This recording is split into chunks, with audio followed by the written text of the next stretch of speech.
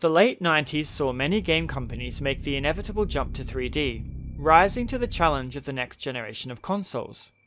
The advent of the Nintendo 64 and the Sony PlayStation meant that games could be displayed in much greater detail and in fully realized 3D, so it's no surprise that many companies frenetically took this plunge. However, due to 3D being a relatively new concept as far as console gaming was concerned, many developers were faced with the challenges and difficulties associated with adapting to a new production style. As would be expected, this didn't always produce good results. Initially, despite the success of the first Clock Tower game, released exclusively in Japan for the Super Famicom, producer Hifumi Kono was not too keen on the idea of producing a sequel. Funnily enough, it was the advent of the new generation of consoles and the possibilities that 3D offered that finally persuaded him to change his mind. Eventually, Kono chose the original Sony PlayStation to host his next adventure, and production began. During the development process, it was discovered that Biohazard, Resident Evil in the West, was also in its production stages. This sparked a healthy competition where the development team of Clock Tower 2 were determined to produce something to rival the bigger studio Capcom. The fervour of a competition plunged Kono and his production crew into a development frenzy, with all the alacrity of Scissorman clacking his giant shears together. With Clock Tower being released in 1995, and Clock Tower 2 being released in 1996 in Japan, the development cycle was less than 2 years, and the inexperience of the development team with 3D graphics does sometimes rear its ugly head, like the piercing thrust of dual blades through your chest. But do please try to run, for I'll catch you up with more details on this later. Before I go too far into passionately discussing this game, I wanted to clear the murky waters around the title and allay your hesitation and confusion before you feel misled. This game is called Clock Tower 2 because it sequentially follows the first Clock Tower game. However, this is only true in Japan. In the West, we never received Clock Tower for the Super Famicom. The Sony PlayStation title was the first title from the series that we saw. Thus, this title in the West is simply dubbed Clock Tower, and the sequel, Clock Tower Ghost Head in Japan, was called Clock Tower 2 The Struggle Within in the West. I know, the conventions of naming that were chosen are as convoluted as what happened to some of the earlier Final Fantasy titles, and maybe this is why Scissorman is actually on his violent path. I mean, the confusion is enough to make anyone go crazy, pick up a giant pair of scissors, and go on a murderous rampage, right? No? Well, for the purposes of this review, I played the Japanese version, and will thus refer to the game as Clock Tower 2. Clock Tower 2 is set roughly a year after the events of the first game, continuing the story of orphan Jennifer Simpson. Jennifer is now a little older, and maybe not so much the wiser, considering some of the situations that she finds herself in. Regardless, following the events of the Barrow's mansion, she has since been adopted by Helen Maxwell, an assistant professor of criminal psychology at a university in Oslo, Norway. Jennifer is undergoing treatment in order to help her deal with the PTSD that she suffers as a result of her encounter with the Barrow's family in the first game. She is one of 2 survivors of the Scissorman incident, which is strange as we know that all the other girls died, unless you got the S ending. We soon discover that the other survivor is a young boy named Edward, who is in the care of Kay, a woman who belongs to the same orphanage that Jennifer originally came from. Though Edward claims to be a survivor too, he has no memory of the events, and thus visits Professor Barton to try to remember what happened. It's not long before things start to go pear-shaped again for Jennifer, as Scissorman returns to attempt to cut her life short.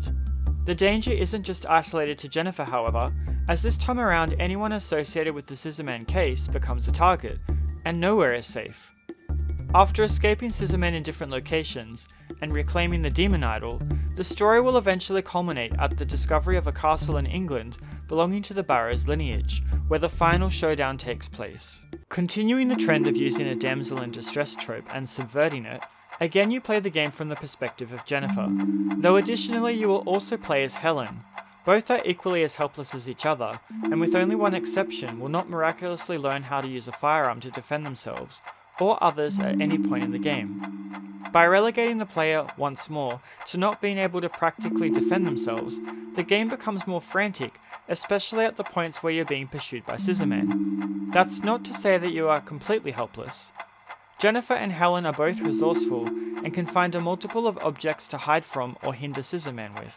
Whilst most of the game is played from the perspective of either Jennifer or Helen, you will also play parts of the game as other characters such as Professor Barton, Stan Gotts, or the journalist Nolan, depending on your actions throughout the game. But don't get any ideas about a man being better at fighting back against Scissorman than a woman, because they will face the same dire situations and be just as helpless as our female protagonists. Heck, Nolan even gets mauled by a man's best friend. I think this is one of the things that really differentiates the game from other PlayStation era horror titles such as Resident Evil or Silent Hill. In those games, the protagonists can find weapons that they can use to kill the enemies that are pursuing them. Scissorman, on the other hand, is immortal and cannot perish no matter what the protagonists throw at him. The cast of supporting characters is larger this time around, and this helps to drive the narrative forward. In Clock Tower, the narrative was driven by what Jennifer could find and examine within the Barrow's mansion. However, this time around, a lot of the exposition is delivered through dialogue. The larger cast also means that, like a B-grade horror film, one by one the characters will fall to Scissorman, which is also dependent upon player action. Before I get too much further into discussing gameplay, however, I do want to talk a little bit more about the characters. In particular, an aspect of some of them that was a little problematic to me. The most glaring of problems is the relationship between Nolan and Jennifer. Jennifer is a minor, being only 15 years old, whereas Nolan is 26. Any romantic notions between the two is something that I heavily disapprove of, and this is also echoed by Helen's thoughts on the matter in the novelization, in that she slaps Jennifer for even thinking about involving herself romantically with him. What I disagree with is that it's a taboo topic and borderline pedophilic. That's not to mention that two other characters also present such perverse ideas and desires. Initially, I wondered why Kono would write this kind of thing into his game, but the more I thought about it, the more I realized that it fits. Clock Tower 2 is first and foremost a horror game, and the purpose of the horror genre is to scare and unsettle the person experiencing it. By including this content, Kono has effectively accomplished his mission to unsettle the player, so by no means is this out of place. Whilst I personally disagree with the content itself, it adequately unsettled me to the point where the medium was effective in its delivery. The game is played via chapters where a character is placed into a scenario in which they need to escape Scissorman, separated by character exposition around various points of interest in Oslo. I've read that some people's opinions are that the dialogue scenes are one of the weakest parts of the game, but I feel that these scenes establish the supporting characters and their motives. The opportunity to get to know the characters a bit more was a welcome relief from frenetically trying to find a good place to hide from Scissorman. As for the scenarios themselves, there are 3, irrespective of whether you play as Jennifer or Helen, and this excludes the introductory scenario in which you play as Professor Barton. As per the previous game, this is a point-and-click title. I played the game with a controller and didn't feel like I needed a mouse at any point because the cursor was very responsive. As you move the cursor around the screen, if there is an object that can be examined, the cursor will snap to it and turn into 4 dots in cardinal directions. This is an improvement over the previous game, and makes it a little easier to find the objects that can be interacted with in order to progress the game. The game is played in 2 modes, Exploration and Panic. When in Exploration mode, you cannot highlight items or objects you can use to deter Scissorman, and vice versa in that you cannot highlight story progression objects when in Panic mode. What I don't like about this is that if you have previously hovered over something in Exploration mode, it's easy to overlook it in Panic mode as you frantically try to find somewhere to escape from Scissorman. Regardless, once you've found a tried and true method, once he appears it becomes as simple as returning to that same location again and again. The bathroom stalls in the university building, behind the reception desk in the library, hanging off a door into the abyss in the castle, etc. Outside of the scenarios, you'll use the cursor to choose a location from a town map of Oslo, and then automatically enter a dialogue with another character at that location. I do have one small complaint about the dialogue though. It scrolls a little bit too quickly. Now yes, I am not a native and proficient Japanese reader, but even my Japanese partner mentioned it was a little fast, so I would have liked an option to press a button to progress the text, rather than it auto-scrolling. I'm not sure how this presents in the English version, though I imagine because English is my native language, it's easier to read quickly than Japanese, which has over 2,000 commonly used kanji, whose readings change based upon context.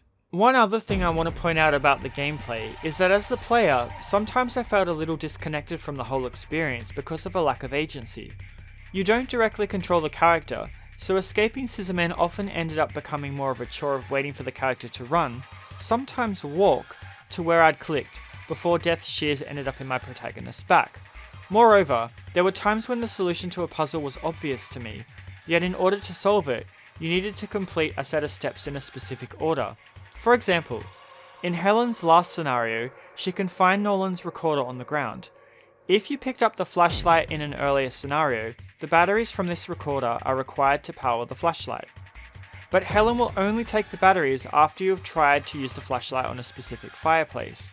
I mean, heck, she's supposed to be preserving her life. For natural disaster situations in Japan, we are taught that batteries are an essential item of a survival kit. I'd imagine the same is of Norway. So why doesn't Helen just take the damn things? Like Clock Tower before it, there are multiple endings in Clock Tower 2 that can be obtained, dependent upon your actions throughout the story. Jennifer and Helen both have 5 endings each, and on a first playthrough it can be easy to accidentally get a bad ending.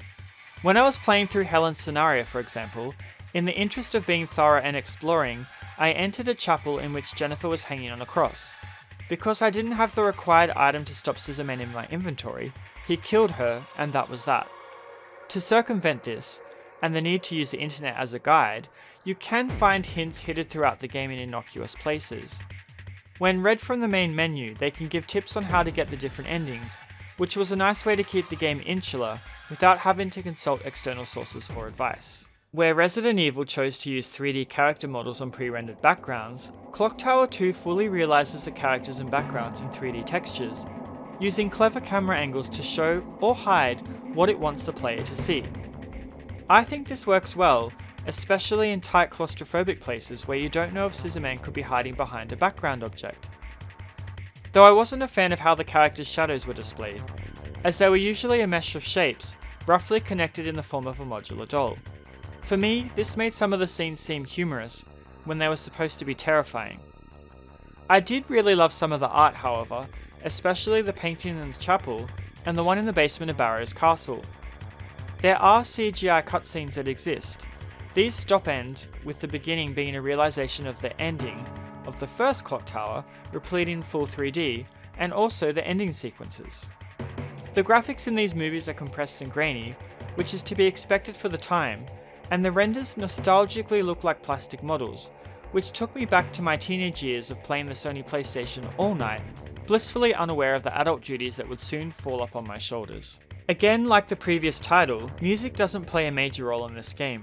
The soundtrack is very limited in scope, however what exists always sets the mood for the locations that they appear in. I really liked how you are alerted to Scissorman's presence by the slow fade-in of a frantic beat, followed by a tolling, and then suddenly you hear the clang of his scissors as he draws ever nearer. Some locations have atmospheric background noises, such as Jennifer's elephant stomping, which carries over from the first game.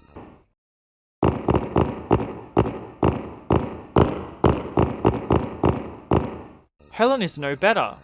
Maybe Scissorman just wants them to stop walking around so loudly overhead when he's trying to sleep. The game also does have voice acting, but don't expect much as the caliber matches that of other titles that were released around the same time. Though the dialogue was in Japanese, the voice acting was in English. Sure, this may be to hermetically engender the environment, because people in Oslo wouldn't speak Japanese, but it also hinted that there was intention to localize the game for the West. I know you're probably dying to hear an example of the voice acting, so please enjoy. Why, I wonder, something a Professor?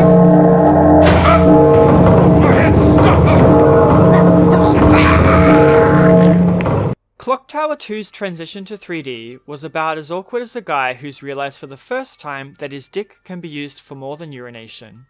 But despite this awkwardness, the game still has charm and is worth playing today.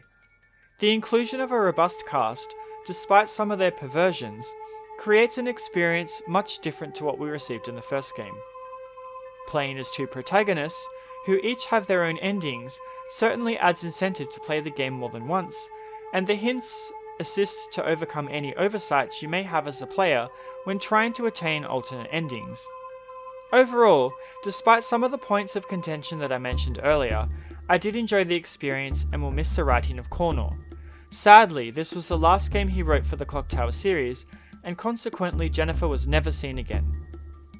If you are looking for a game that is adequately creepy, with the occasional jump scare to set your heart palpitations afire, then I would definitely recommend that you check this game out. By the way, Clock Tower was only one of many games that made the transition from 2D to 3D back in the heyday. For those of you veteran gamers watching, who grew up with the Sony PlayStation and other competitor consoles when they were released, what games did you appreciate seeing make the jump to 3D? What games did you wish had never jumped to 3D? Let me know down in the comments. As always, thanks for watching, and I'll see you around next time.